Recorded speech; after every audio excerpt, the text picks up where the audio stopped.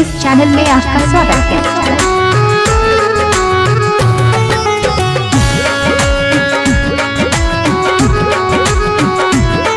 Sandeep Kumar DJ mix करने वाला।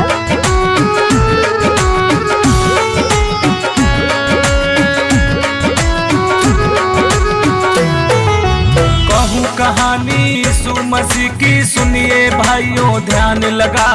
तब किए परमेश्वर ने रचना, आया मन में एक विचार। तब किए परमेश्वर ने रचना, सुनसान बेडौल पड़ी थी पृथ्वी की सारी छाया।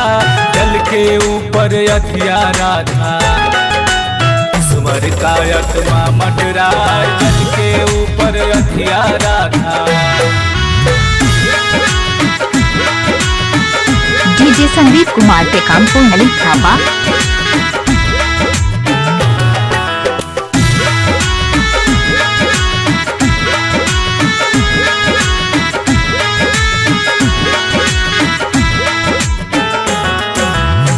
परमेश्वर ने बोला कि उजियाला हो गया। उजियाले को अधियारे में दो भागों में अलग किया।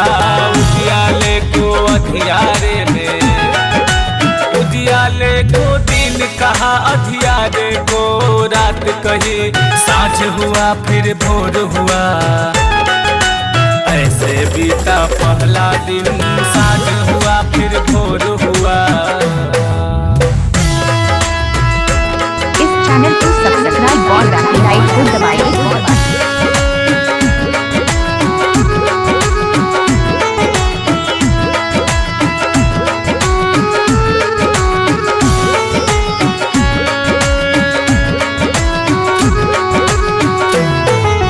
जल के बीच एक ऐसा अंतर, जल दो भागों में बट जाए। नीचे के जल ऊपर के जल, अंतर अलग दिया बनाए। नीचे के जल ऊपर के जल, उस अंतर को परमेश्वर ने नाम दिया और कहा आकाश। सांझ हुई फिर भोर हुआ, बीत गया फिर दूसरा दिन। सांझ हुआ फिर भोर हुआ।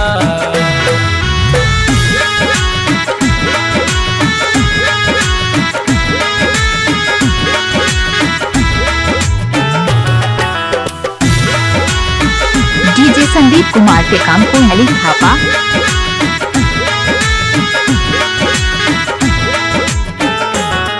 आकाश के नीचे जल को इकट्ठा कर सूखी भूमि दिखलाए। सूखी भूमि को पृथ्वी कहा, जल को उसने समुद्र कही। सूखी भूमि को पृथ्वी कहा। परमेश्वर ने देखा और बोला कि सब कुछ अच्छा है। पृथ्वी में हरी घास और बीच वाले छोटे पेड़ पौधे फलदाई और वृक्ष लगाई।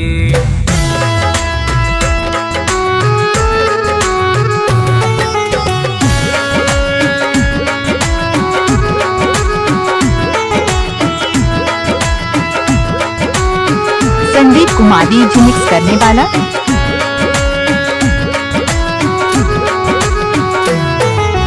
जिनके बीज उन्हीं में एक एक जाति के है अनुसार।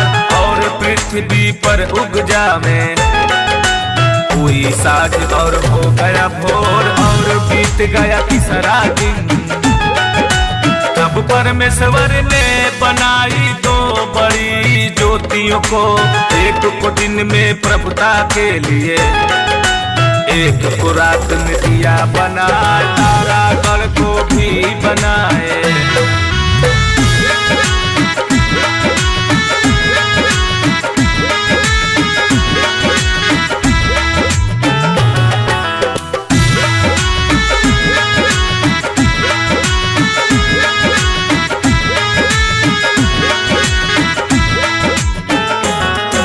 आकाश के अंतर में रख दिया कि देव पृथ्वी पर प्रकाश। दिन और रात को प्रभुता करे। सांझ हुई फिर भोर हुआ, चौथा दिन बीत गया। जीवित प्राणियों से भर जाए और पृथ्वी के ऊपर नभ में पक्षी भी उड़ने लग जाए। कहकर उनको दिया शीश, फूलो फलो और बढ़ो पृथ्वी पर। डीजे संदीप कुमार के काम को नली खापा।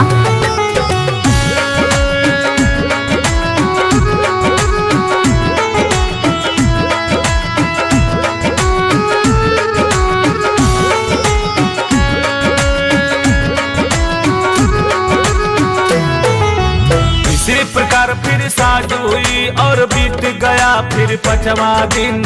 अपने ही स्वरूप प्रभु ने मनुष्य की रचना की, नाम दिया आदम फिर उसको। नाक में भर दिए उसके जान, आदम की पसली से पिताजी नारी का निर्माण कर दिए। नाम रखा उसका हवा, अदन में एक वाटिका लग जा। इस चैनल में आपका स्वागत है।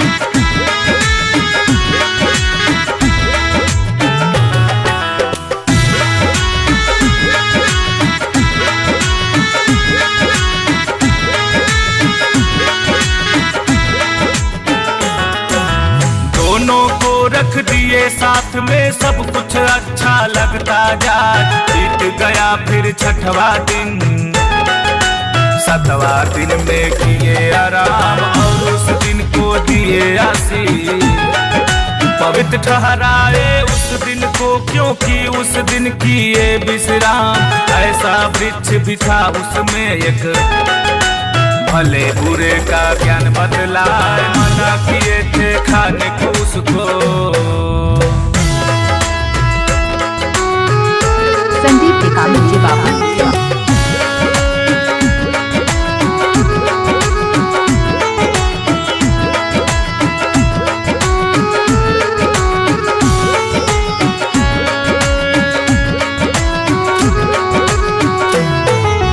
परमेश्वर यहोवा ने जितने बनले पशु बनाए थे, उन सब में एक सांप धूर्त था, जिसने दिया हवा को चढ़ाए। मना किए जो फल खाने को, बोला कि खाओ नहीं मरोगी। दिए हैं तुमसे झूठे बोल, जिस दिन उस फल को खाओगी सच का पता चलेगा तुम्हें। जिस दिन उस फल को खाओगी।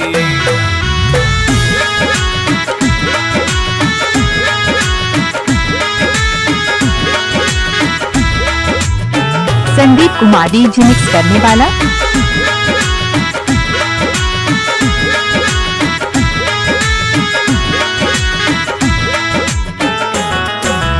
उस फल को हवा ने खाया, आदम को भी दिया खिला। दोनों को जब ज्ञान हुआ तब अपनों को देखे निर्वस्त्र, पर्दे से ढके अपने बदन को। दूर हुए यहोवा के नजर से, भर गया पापों से भंडार। बढ़ते चला गया यह पाप, रुकने का यह नाम न ले। बढ़ते चला गया ये पाप।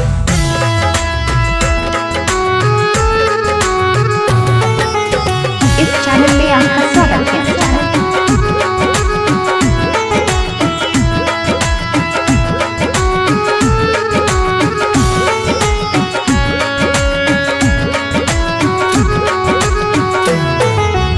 बढ़ते चला गया यह पाप, अब आगे का सुनिए हाल। प्रभु यीशु के जन्म से लेकर परिनिर्वाण तक रहा सुनाए। प्रभु यीशु के जन्म से लेकर यीशु मसीह की माता जो कि मंगनी हुई थी यीशु के साथ, जो कि एक होने से पहले पवित्र आत्मा से गर्भ हुई, जो कि एक होने से पहले।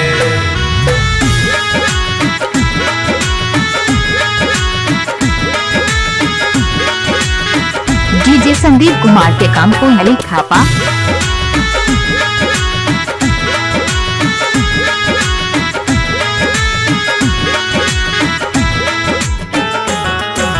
पति यूसुफ जो धर्मी था, करना ना चाहता था बदनाम, त्याग देने का चुपके से मन में लिया विचार बना, त्याग देने का चुपके से सोच रहा था इन बातों को स्वर्गदूत उसे स्वप्न दिखा, हे दाऊद के संतान यूसुफ मरियम को लो पत्नी बनाए, गर्भ में जो पल रहा बच्चा।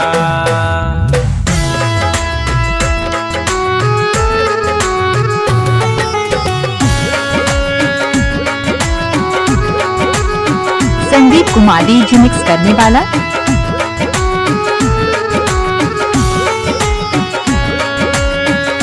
इस चैनल को सब्सक्राइब और लाइक को दबाइए। वह है पवित्र आत्मा की ओर से पुत्र जनेगी मरियम, नाम तू रखना यीशु का, लोगों का करेगा उद्धार, नाम तू रखना यीशु का।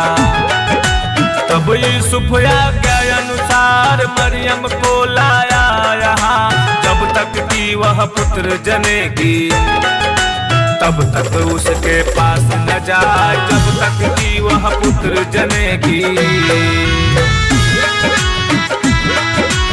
संदीप कुमार डीजे मिक्स करने वाला।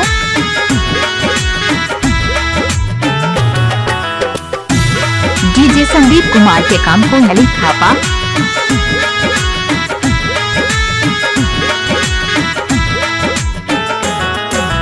यहूदियों के बैतलहम में चरनी में जन्म हुआ, पूर्व के कोई ज्योतिषियाए यरूशलेम में पूछन जा, यहूदियों का राजा कहाँ है, जिनका जन्म हुआ है आज, हमने पूर्व में तारा देखा, करने आए हम उनको प्रणाम।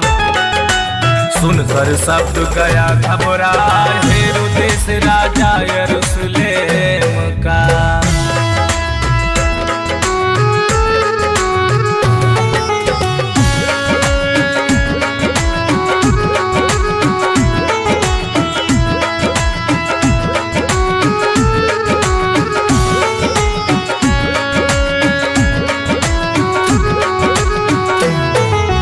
सब प्रधान महायाजकों और शास्त्रियों को लिया बुला, पूछन लगा यही सवाल, यीशु का जन्म हुआ है कहाँ, उसने बताया यहूदियों के भविष्यवक्ता के द्वारा, बैतलहम में जन्मे यीशु आज, हेरोदेस ज्योतिषियों को चुपके से वो लिया बुलाए, हेरोदेस ज्योतिषियों को।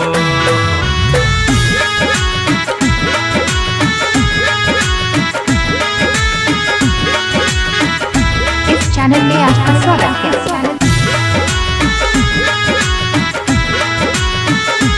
डीजे संदीप कुमार के काम को नली थापा। उसने यह कहकर भेजा कि लाओ उसका पता लगा, ठीक ठाक से मालूम करना, ताकि मैं भी करूं प्रणाम, ठीक ठाक से मालूम करना।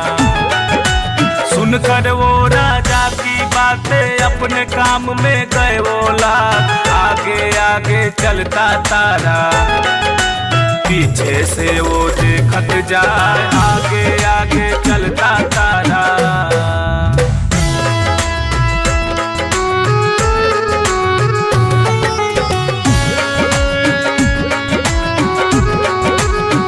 डीजे संदीप कुमार के काम को नली थापा।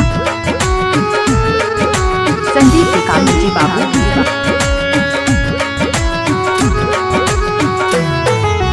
जाकर तारा ठहर गया वह जहाँ थे बालक यीशु, आनंदित हुए देखकर, माता मरियम यीशु के साथ आनंदित हुए देखकर, मुंह के बल गिरकर यीशु को उन्होंने किया प्रणाम, अपना अपना थैला खोल कर सोना मूद और लोहबान गंध रस की भेंट चढ़ाई।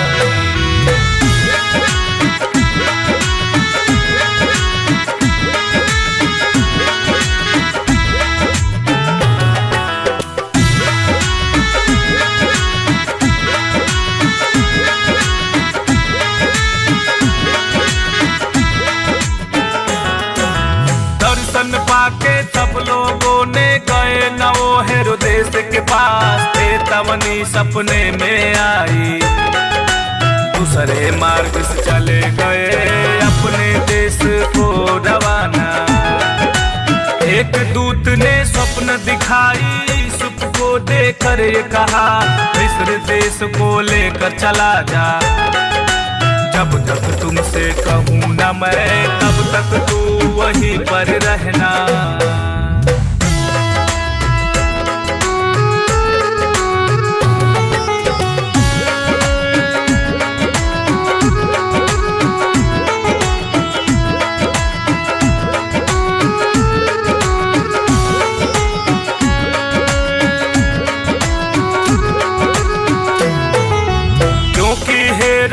राजा है बालक को है राह ढूंढवा, मिलते ही मरवा डालेगा।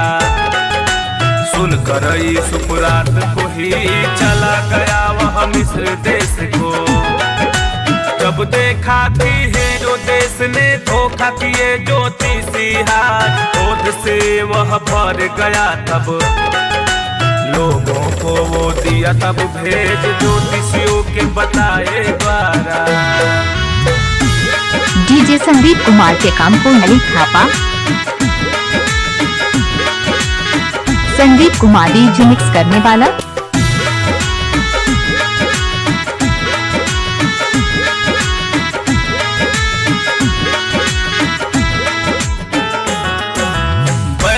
हम और आसपास के जगहों में कर दिया ऐलान, 2 वर्ष या उससे छोटा बच्चों को दिया मरवाए। बिलख बिलख कर रोती नारी, क्योंकि नहीं रहे संतान। मृत्यु हुई जब हेरोदेस की, स्वर्गदूत ने सपना दिखाया। यूसुफ को बोले और बात चला जाए इजराइल के देश में।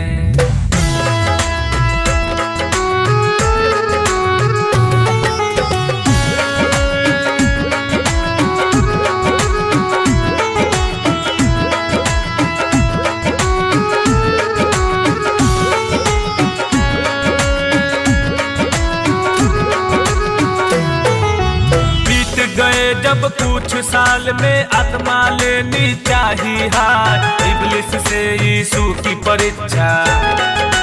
40 दिन और 40 रात निराहार में रहे यीशु जी।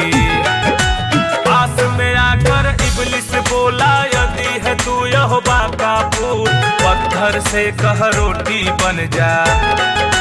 मैं भी देखूं बनता क्या, यही है तू यहोवा का बेटा।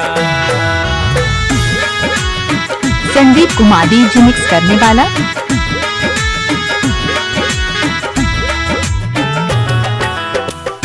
डीजे संदीप कुमार के काम को नली थापा।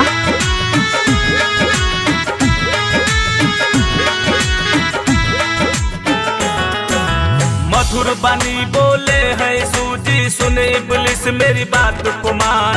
मनुष्य केवल रोटी से नहीं, हर एक वचन से जीता जाए जो परमेश्वर के मुख से निकलता। तब यीशु ने उससे बोला है शैतान तू दूर हो जा, लिखा है यह वचन में सुन ले।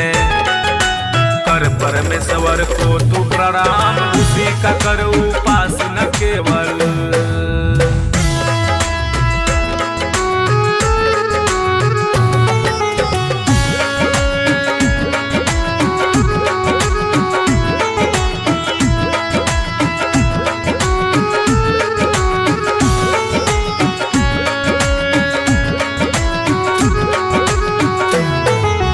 दुष्टात्मा से ग्रस्त मनुष्य लकवे के रोगी को हाथ, ओढ़ के रोगी अनेक रोगी। सबका किया प्रभु उद्धार, लड़की को 2 अंधों को। गूंगा भी बोलन लग जाए, अंधों को दिए राह दिखाए। मांगोगे तो मिल जाएगा, ढूंढोगे तो पाओगे, मांगोगे तो मिल जाएगा।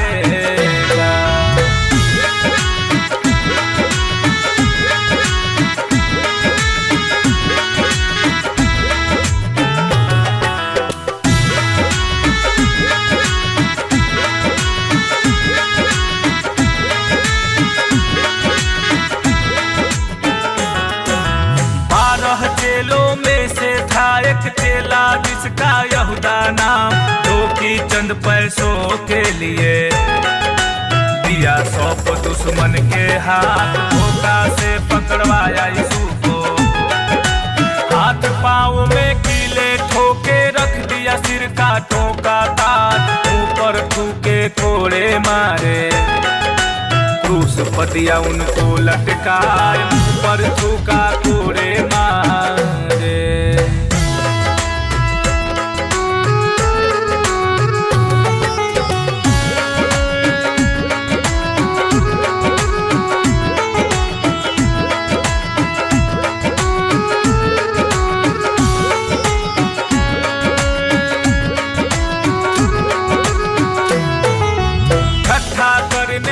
प्रधान शास्त्री पुरानियों याजक हाथ, यदि तू है यहोवा का बेटा, खुद अपनों को ले तू बचाए, है तू इजराइल का राजा। हम विश्वास करेंगे तुझ पर, क्रूस से तू आजा उतर, आने जाने वाले सिर को हिला हिला निंदा करते, प्रभु यीशु की निंदा करते।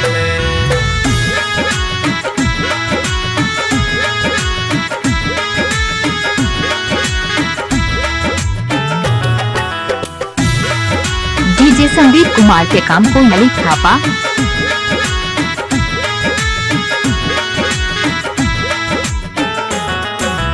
दोपहर से तीसरे पहर तक अंधियारा छाया रहा, तीसरे पहर के निकट में यीशु बड़े शब्द से पुकारा, हे पिता मुझे छोड़ दिया क्यों। इतना कहकर प्रभु यीशु जी अपने प्राण को त्याग दिए।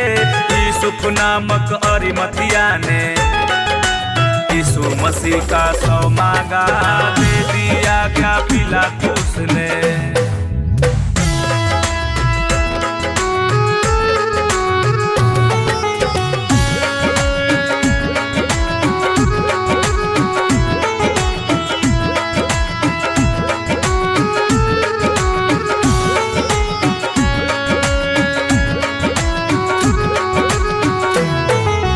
दूसरे दिन के बाद की बात है, प्रधान याजक फरीसियों ने पिलातुस के पास में आकर बोले, हे महाराज हमें याद है उस यीशु की बातें, बोला था मैं मुर्दों में से जी उठूंगा 3 दिन बाद। यदि हो राजा आप किया क्या, कब्र की रखवाली जाए, यदि हो राजा आप किया क्या।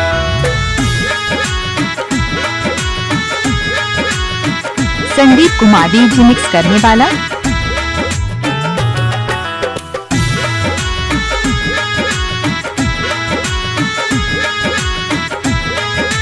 संदीप के काम डीजे बाबू।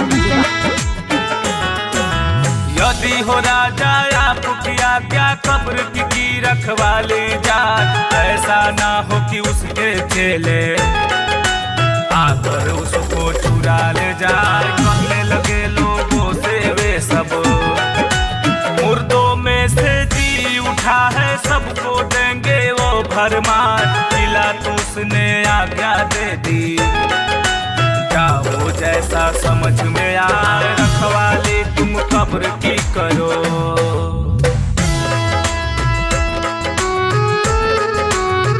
संदीप कुमार डीजे मिक्स करने वाला।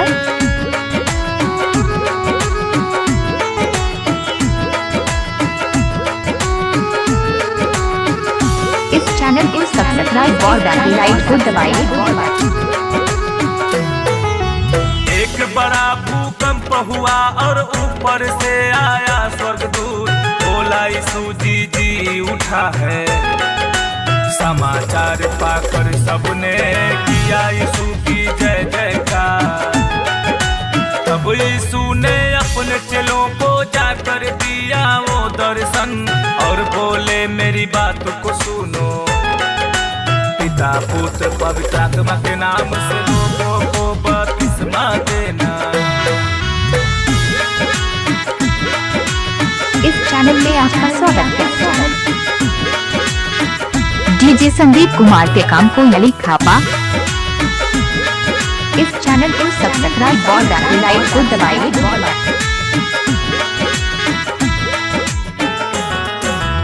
अब यीशु ने सबको बोला, जा रहा हूँ स्वर्ग के राज, तुम लोगों के लिए वहाँ पर सोने का घर बनवाएंगे, तुम लोगों के लिए वहाँ पर। अंत के दिन में मैं आऊँगा, धर्मी लोगों को ले जाऊँगा, तुम बातों को याद में रखना, तुमसे सच सच कहता मैं, तुम बातों को याद में रखना।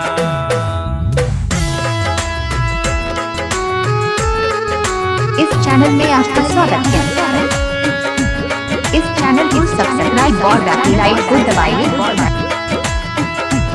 संदीप कुमार डीजे मिक्स करने वाला। डीजे संदीप कुमार के काम को यली खापा। प्रभु यीशु की जो कहानी सुनेगा, इसको ध्यान लगाए, परमेश्वर के वचन जो माने, पवन सीधा स्वर्ग में जाए, परमेश्वर के वचन जो माने, पवन सीधा स्वर्ग में जाए, परमेश्वर के वचन जो माने।